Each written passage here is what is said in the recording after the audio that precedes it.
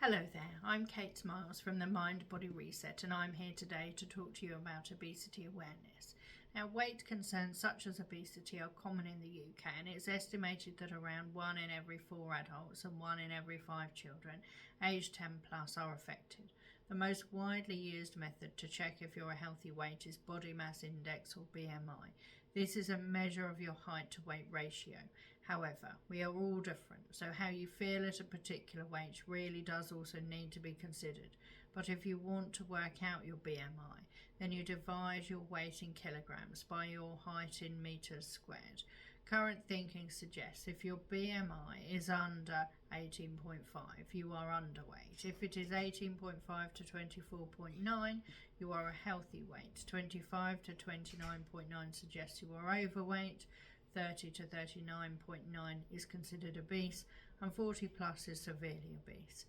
However, there are limitations, as for example, if you are very muscular, your readings may suggest you are overweight or obese when you are not. So your BMI is not an absolute rule, it's just an indication of whether or not you might be a healthy weight.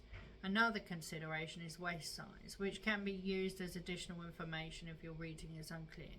Generally, men with a waist size of 94 centimetres or more, that's anything over 37 inches, and women with a waist size over 80 centimetres, that's 31.5 inches or more, have a higher likelihood of developing obesity-related health problems. So whilst many of us are concerned about appearance, clearly excess weight isn't just a cosmetic issue. But what are the risks? As our weight increases, we can become prone to serious conditions, including type 2 diabetes, strokes, coronary heart disease, some types of tumours like breast and bowel cancer, plus anxiety disorders, depression and low self-esteem, as well as increased pain, reflux and shortness of breath. Plus, carrying excess weight can generally make life more difficult. But what are the causes of our weight concerns?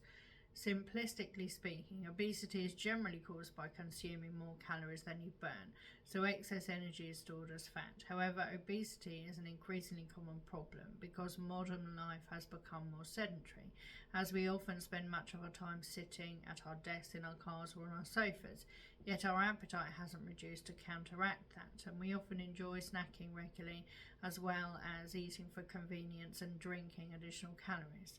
However, you may have an underlying health condition that could contribute, such as an underactive thyroid or the menopause, which has really quite an impact. Also, any condition that causes pain, low energy and movement or motivation concerns can lead you to put on weight even without your diet drifting too far from ideal. So what can we do about obesity? Whilst the standard approach of consistently eating a healthy calorie controlled diet and exercising regularly really can work, it often takes a time to achieve the results you're after.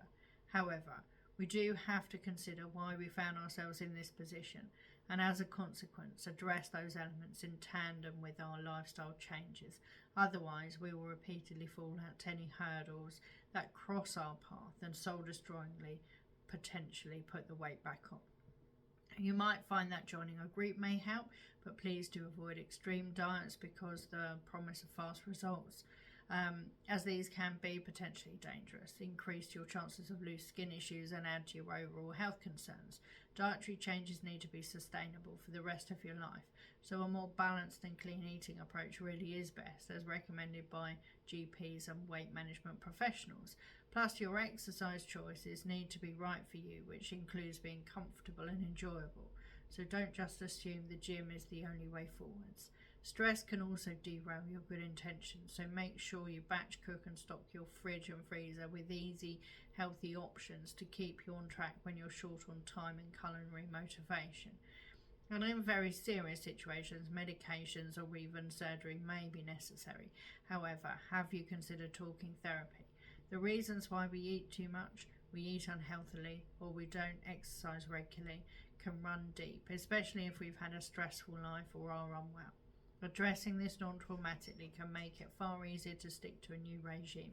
So if you've yo-yo dieted all your adult life, have previously successfully lost weight but put it back on, or you really struggle to lose, then your unconscious mind may be getting in the way.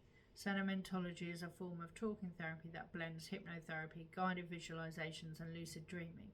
which can non-traumatically get to the crux of your hidden triggers that have been sabotaging your effort. So whilst you still need to put in the work, it's no longer an uphill battle, especially when you drink more water, ingest soluble fibre, or even monitor your weekly metrics sensibly and focus on an achievable half a stone at a time mini goal and accept the occasional knockback as part of the course.